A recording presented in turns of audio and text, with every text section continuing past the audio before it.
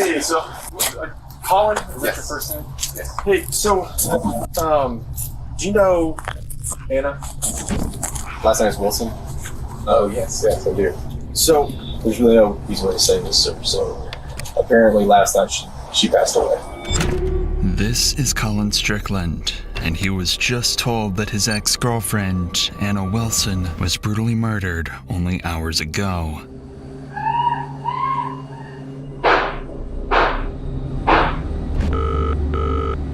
Austin 911, what's your emergency? My friend is staying with me, and I just walked in, and she's laying on the bathroom floor, and there's blood everywhere. Austin, please! Hey. Do I stop? What? I don't know what happened. I just walked in on her. Sit up. When cops first arrived at this gruesome site, they suspected a robbery gone wrong. But a series of damning clues found at the crime scene quickly pointed to not just a meticulously planned murder, but a deadly love triangle, and a killer that was closer to home than anyone expected. Did you kill Mel? No.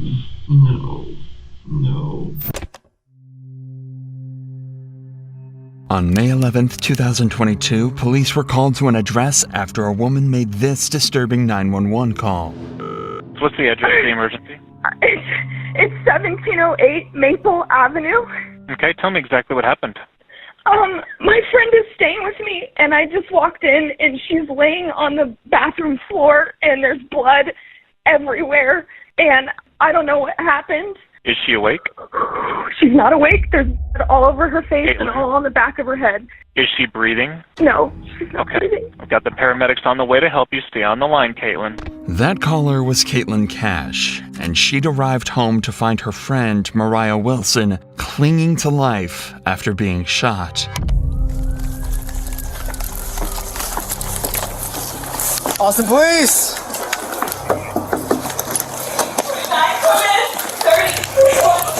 Hey. Do I stop? What? I don't know what happened. I just walked in on her. Sit up. Okay. One second, let her get up. Yeah, together here. Okay, I'll let you go so you can talk to them, okay?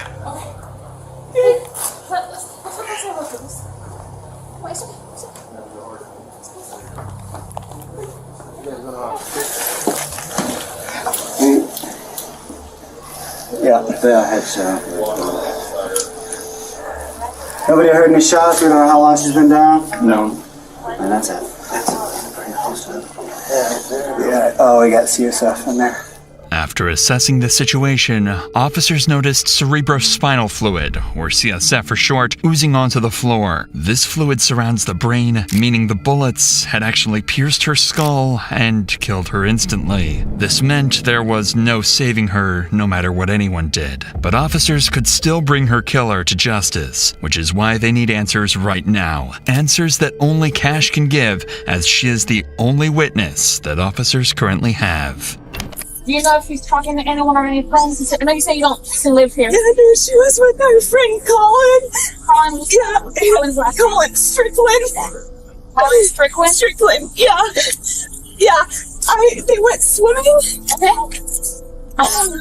Did you see a gun or anything like that in there when you were in A bullet piece. Colin? You said Colin Strickland? Strickland? Okay. Yeah. And you know where Colin Strickland is? No, but I have his phone number. I can call him. Or I can give you his phone number. That information from you. You said, so she went swimming with Colin Strickland? Went swimming.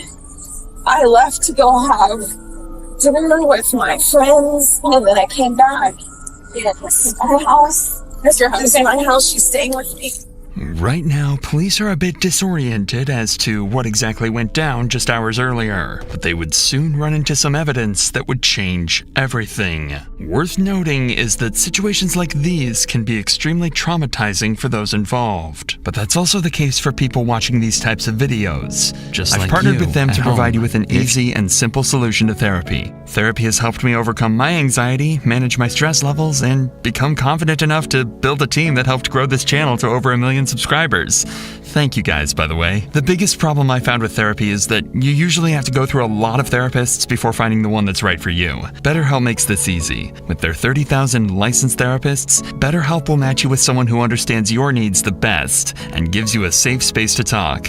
And if it's not right the first time, no sweat. You can switch therapists as many times as you want. No hard feelings. So if you're struggling, consider joining BetterHelp. Simply click the link in the description or go to betterhelp.com/DrInsanity and fill out the easy questionnaire to get 10% off your first month of therapy. Now let's get back to the video. When was the last time you spoke with her? When I left here at 5:30. Are you guys friends? You and him are friends, or I mean, like acquaintances? Well, no, what car he drives is a cyclist. A cyclist? Yeah. Does he live in this area? He lives in South Austin. Does she have like a license or a wallet up there at all? You know? I mean, she should. Okay. Yeah. She said she's from San Francisco. Well, she's from Vermont, but she's living in San Francisco. So she came to visit you. Yeah. Okay. Yeah, I'm just here for a bike race this weekend. Okay. Did her and Collins have an argument at all? Do you know? I don't have any idea. The only thing I know is she said I'm meeting him to go swimming. Okay. All right. What time was that? 5 p.m. today? Yeah, I mean, I can see it in my text messages. When was the last time you saw her? Was that when you saw her? You had eyes on her? For dinner at 5:30. So you left for dinner at 5:30. What time did you come back? Right 2 minutes before I called 911. Okay, so According to Cash, Mariah had been with Colin, her ex-boyfriend, all day and was home only a few minutes before she was found dead. This made Colin a major person of interest that the cops would interview later on. But for now, there are more pressing matters. It turns out, Mariah was in town for a bike race and had brought along with her a $14,000 racing bike which could have been a massive target for someone. And as the cops would soon find out, that bike was missing. It quickly became a possibility that someone could have been waiting for Mariah to be home alone and attempted to rob the bike, only for Mariah to resist and end up getting killed. This being their only lead, officers needed to trace down where this bike went, as it could take them straight to the murderer. That's her bike Cover? cover, yeah. So where did the bike go? Probably there. Did she keep the bike in the garage, or where did she keep the bike at? So if you right to right through this first unit right here, this is her and these are her landlords. So this bike cover is the big, yeah. So where would her bike be at? Where would she keep her bike? I mean, it would be right inside the door. Yeah. Is her bike's inside the door? Is there a bike?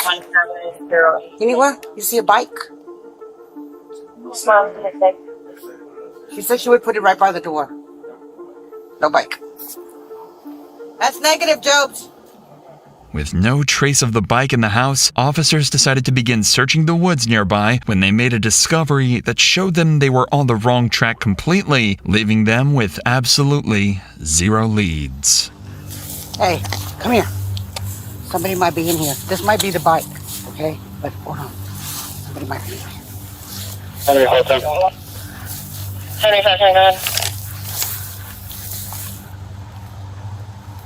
Okay. All right. Over there. At 432, I located the bike. Since the bike was dumped nearby, officers suspected that this was placed as a red herring for them to chase. Officers are being tricked, and if the killer is smart enough to trick officers, they're also smart enough to begin covering up their tracks. This is why the officers swiftly moved to gather evidence from the scene, the most important of which are the shell casings from the bullets used. There's one right there. You said right there. Where?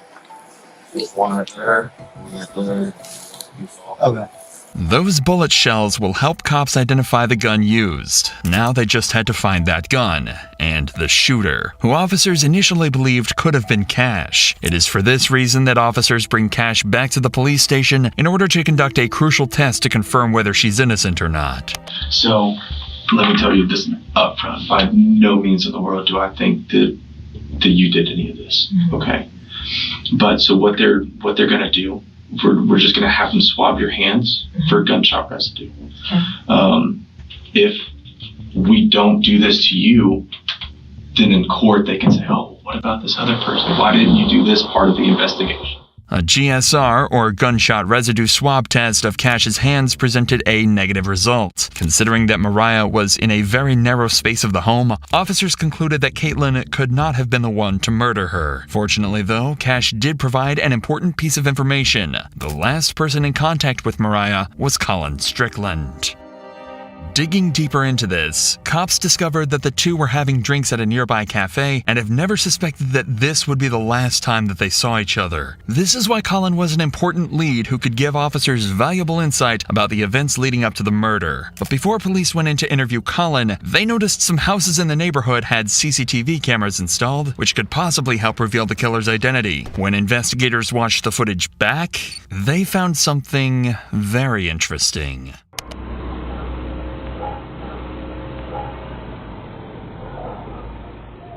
CCTV footage revealed this black Jeep driving directly towards Cash's home where Mariah was staying that night. The moment it arrived, Ring cameras caught this gut-wrenching audio.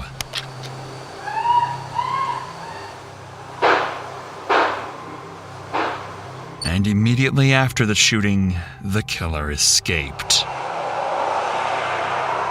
Although this was a massive breakthrough, there was one glaring issue. Officers had no way of identifying the driver. After all, the cameras were too grainy and the vehicle was too far away for officers to get a shot of the driver or run the plates. However, only a few days later, they come across something incredibly interesting when going to question Colin Strickland, Mariah's ex-boyfriend. Hey, how's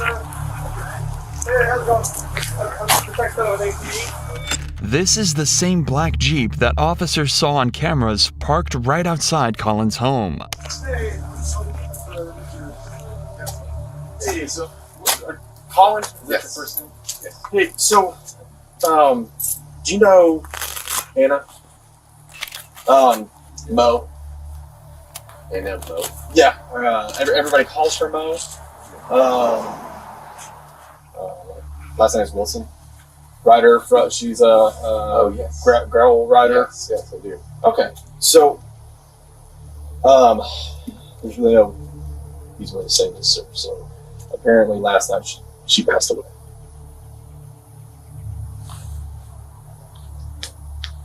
How did? Yeah.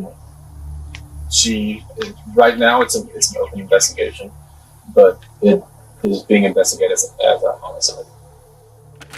Right now, the cops know he was the last person to see her alive. They've discovered a vehicle in his driveway that matches the one captured on security cameras, and it even has a bicycle rack attached to the rear end. Colin Strickland has just become their #1 suspect, but he doesn't realize this yet, as officers continue to question him. Okay.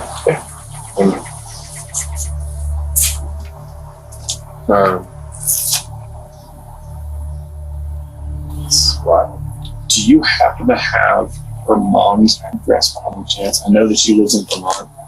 I have an address for her brother, but we're just trying to send someone to her mom's address instead of us actually calling her over the phone. I didn't know. I don't have an address for her mother.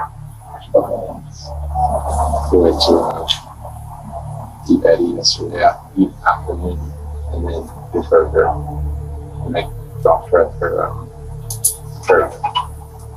the apartment she's been staying at.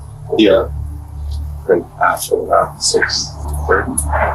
The cop intentionally avoided telling Colin how Mariah died, as they do with any suspect in a murder case, but they notice his body language is concerning, as he is barely able to look them in the eyes. This could either be because of pure shock, as the two had spent the previous day together, or in the worst case scenario, he's afraid to look them in the eyes because he had something to do with the murder. So to uncover these secrets, police started looking into Colin's life and his history with Mariah. This is when they discover Caitlin Armstrong, Colin's girlfriend who separated from him in October 2021, but then got back together a month later in November. However, during their breakup period, he had a month-long romantic affair with Mariah and remained in contact with her even after he resumed his relationship with Caitlin. Immediately, officers begin suspecting that Caitlin could be one of the major suspects in this investigation.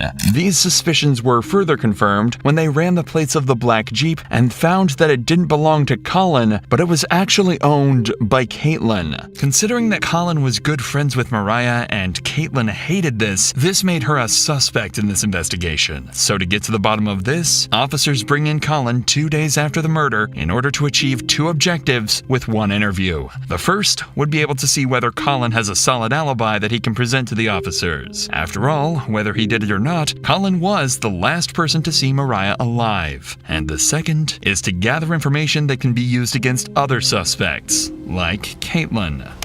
And you said that y'all left around like 6:30 to.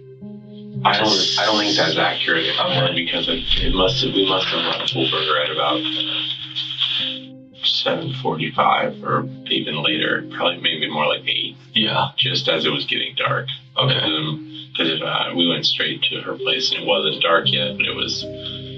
I got cool. It was cooling off, and it was like awesome evening. I remember that. Okay. Well, what about whenever y'all were at the bar? Was there anybody that was like watching y'all, or was acting weird with Mo, or Mo didn't know. She doesn't live here, so no, not at all. Yeah. Nobody. Anybody that did like try to hit on her at the bar or anything, or no? Okay. No, not that I saw. Nor that she mentioned. I didn't notice anything out of the ordinary, to be honest, at the bar. The cops are looking for more than just details of what he and Mariah did that day. They're going to try and figure out why exactly the black vehicle from the murder scene was conveniently parked at Colin's home.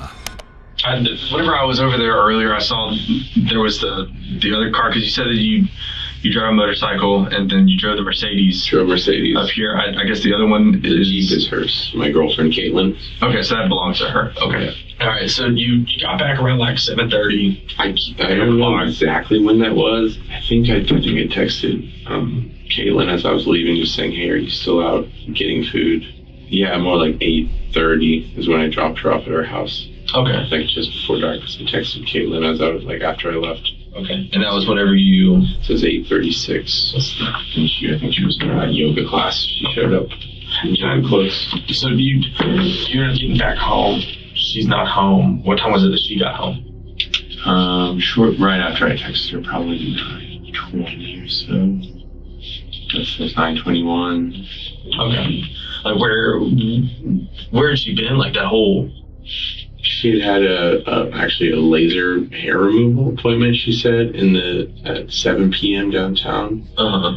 And then after that, I'm not exactly sure. She had texted me asking if I wanted to meet up, and I didn't reply. And then I didn't see her or hear from her until I was back at home. And did she say anything like whenever she got home? Like where she'd been?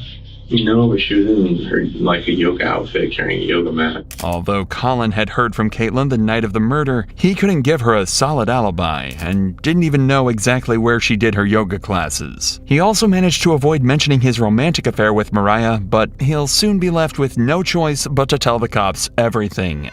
So how long had you and Caitlin been dating? About a year and a half, maybe 2 years, actually. Okay. And then how long was it that y'all had broken up whenever you and Mo got dated? Not very long, actually. While you were dating Mo, Caitlin was still living with you? She was moving out. Oh, okay. I mean, she had another house. She had a sister in town, and yeah, it was definitely very... I was about to say, that would probably be pretty...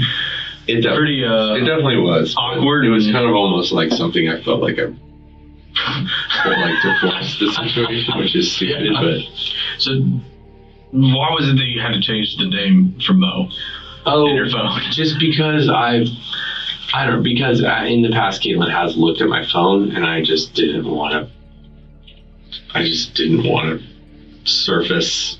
Basically, that would always start fights. Exactly. Basically, nobody else can have you. Yeah. You know. So gets kind of jealous. Yeah, Understandable. I mean, wasn't exactly unique to Mo or anything. Yeah, I got you.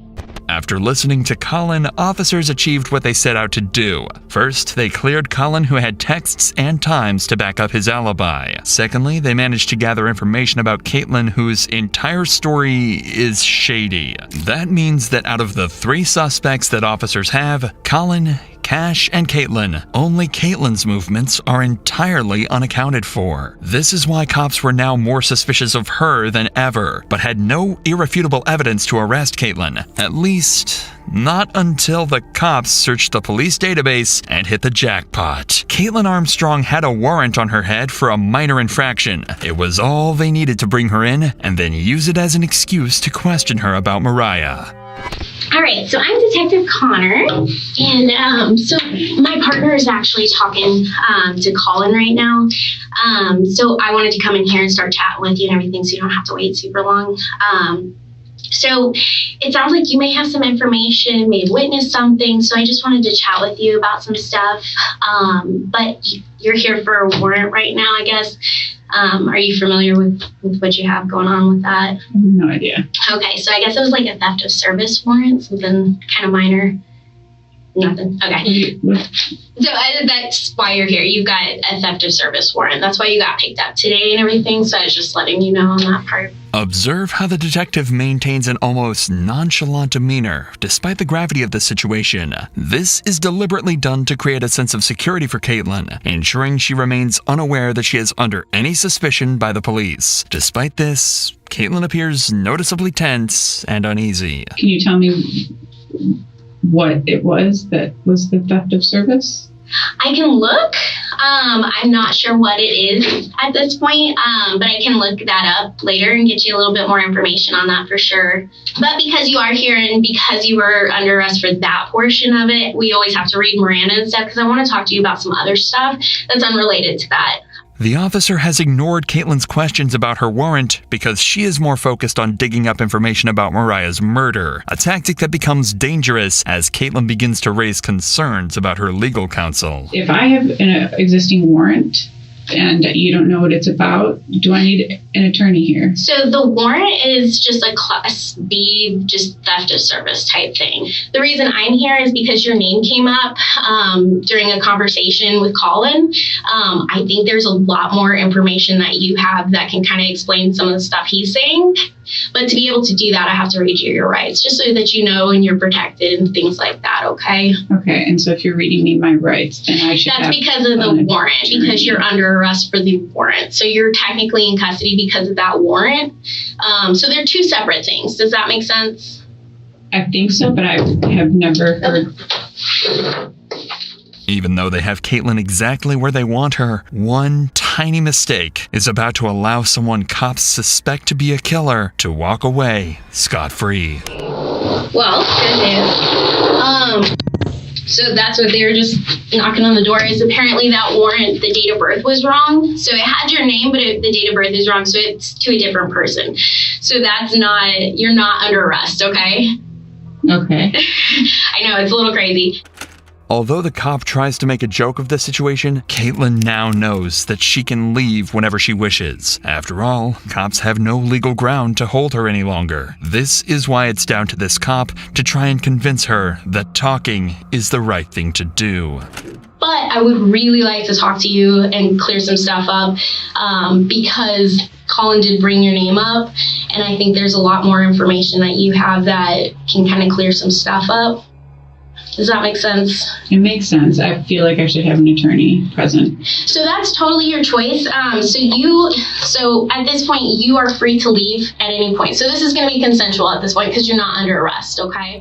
To make matters worse, Caitlin has just requested an attorney. Legally, the detective is now bound to cease any and all questioning related to Mariah's murder, but she's about to thread a very dangerous line of breaking the law in order to get any information out of Caitlin.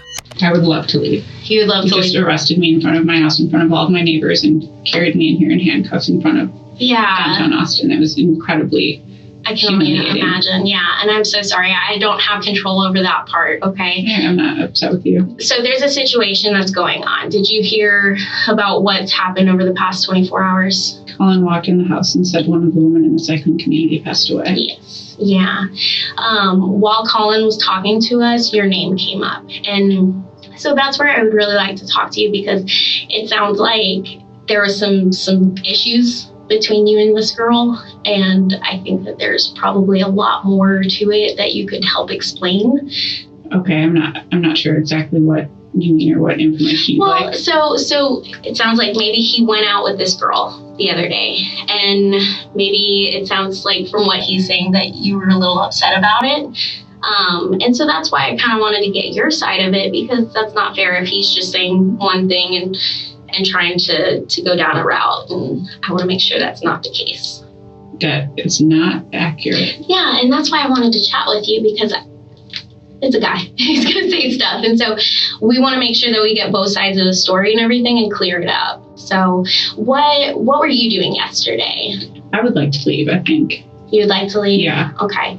But understand, if you do, then we only have one side of the story to go on. Mm-hmm. And from what we're hearing from Colin, it's one side, and well, I just am uncertain as to even what you mean or what he could have said, because I didn't have any idea that he saw or went out with this girl. Okay, yeah. Recently. Has he been talking to her on the side? Leave. I don't actually know, and I would like to leave. Okay. At this point, getting Caitlin to talk willingly seems like a lost cause. She knows she can walk out of the station and nobody can stop her. So the detective decides to drop their bombshell evidence in the hope she might crack.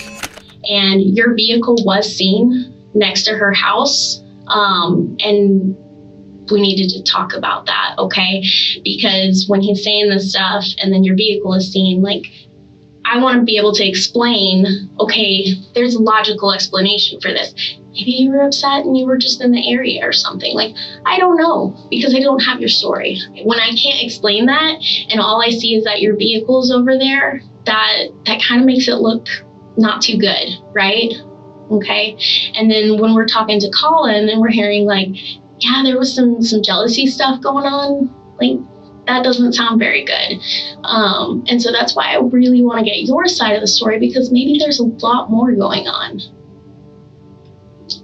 I would like to leave if I'm free to leave. Okay. Unfortunately, there was nothing that officers could do to stop Caitlin from walking out. At this point, they were incredibly suspicious of her, as her behavior throughout the interrogation meant that she was hiding something. But if officers couldn't find out what this was from Caitlin, they'd do it from the one person who knew her best, Colin Strickland, who was called in a second time for an interview in hopes of uncovering more information about Caitlin. However, there is one problem. This time, Colin brought his lawyer with him, and questioning him is about to become exponentially harder. How was Caitlin during that time? I guess my understanding, she wasn't too happy whenever she saw Mo. Caitlin after Mo was in Austin for a week, and Mo and I had broken up with Caitlin before Mo came to town. Mm-hmm. And then I actually did not know that she was coming to Austin in October. I had no idea. We hadn't discussed that, and I don't think so, because it felt like a surprise. And then she was here, and I just said, let's hang out. So I was mentally ready to kind of move on. And I know after Mo left town after a week, Caitlin's things were still at my house. We were sleeping in separate rooms, and effectively, Caitlin was on Bumble. I know she had made several dates with people, and I don't know. I never asked what extent they were evolving a relationship, but I know that she had several men that she was dating of sorts, and I was fine with it. I mean, that was kind of the understanding, of course. Mm-hmm. So, yeah, it just seems very weird to me that there would be any dwelling on fixating on a person when she was like moving on to other relationships, at that time. From what Colin says, the two clearly had a troubled relationship, especially considering the facts that both Colin and Caitlin rebounded while on break. This is why officers need to dig deeper into what Caitlin acted like both during and after this time to determine if she showed obsessive traits in her personality. It's just kind of going back to, me just trying to figure out, just kind of how she is, her personality and stuff. I mean, if you were to ask me about, hey, how was your wife? Well, yeah, I'm going to tell you, yeah, she's always happy. But does she get mad? Yes, everybody gets mad. That's natural. I'm not going to blow that out of proportion. Do I think that my wife could go and kill somebody? No. There's no way in the world. Do I think my wife would hit somebody? No. Now, if you ask me that about my 6-year-old son, yeah, it wouldn't surprise me if he wouldn't punch somebody at all. I think Caitlin would hit somebody. No, I honestly don't, because it would be too. I don't know. Do I think Caitlin could kill somebody? No, I don't. If Caitlin had been planning to murder Mariah, Colin was about to make it clear he suspected nothing all along. I said, I think y'all need to stop talking to each other. You need to separate yourselves from each other while the fact finding is going on. I just don't think it would be helpful. Of course. And so I don't think there's been very much. There's definitely not been any being together since she left. And I left Friday midday, eventually to get a new SIM card for my phone, which I assumed was okay. Yeah. Had the same number. You're allowed to have a phone. Yes. Right. Yes. And then saw Claire. Since then, I haven't spoken with Caitlin or seen her. And so the two detectives came by my house yesterday. Asking if she was there, if I had seen where she was. And my father had contacted her yesterday morning. He had gotten in touch with her. I gave him the number that Caitlin had given our mutual attorney.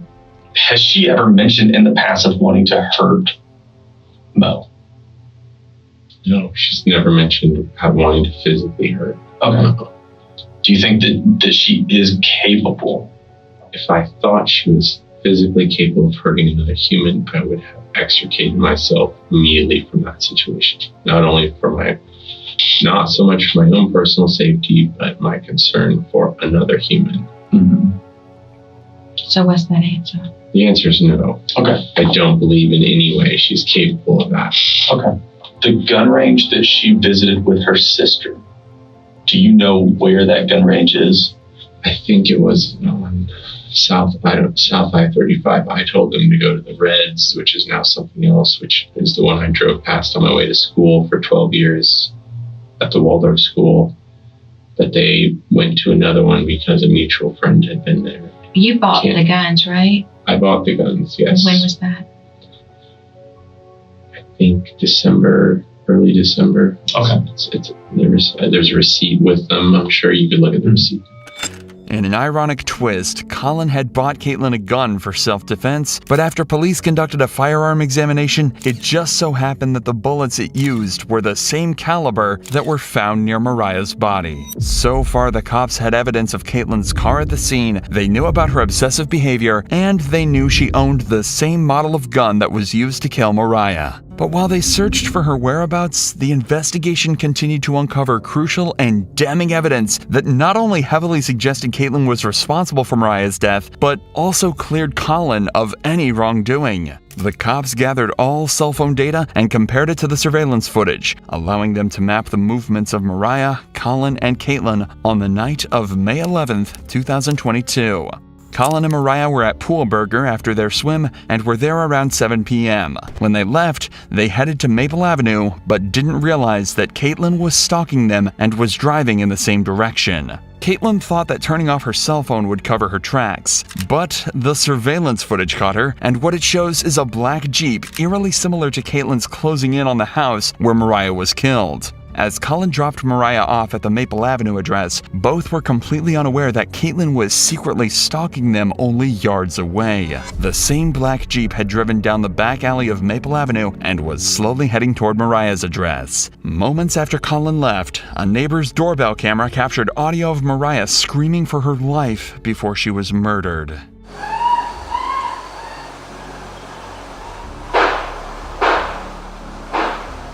Colin's cell phone placed him driving away from the area before Mariah's death and cleared him as a suspect. This meant that the only person who could have killed Mariah was Caitlin. All that was left to do was arrest her. But when officers went to find her, they discovered a massive problem. Just hours before they solved the murder, Caitlin had left the country under a fraudulent passport which was originally her sister's. Caitlin likely did this to avoid using her own passport in case officers were keeping tabs on her, but the fraudulent passport gave her enough time to escape. After getting a search warrant for her Gmail records, officers found a flight ticket that was booked for a one-way flight to Costa Rica. Even CCTV footage obtained from Austin Bergstrom International Airport in Austin showed her boarding into the plane. An initial investigation into her records showed that she had booked a hostel in Santa Teresa Beach while working as a yoga instructor. So, to lure her out, an officer sent a message out on social media asking for a yoga teacher in the local area. Soon, Caitlin took the bait and replied to the ad and agreed to meet up.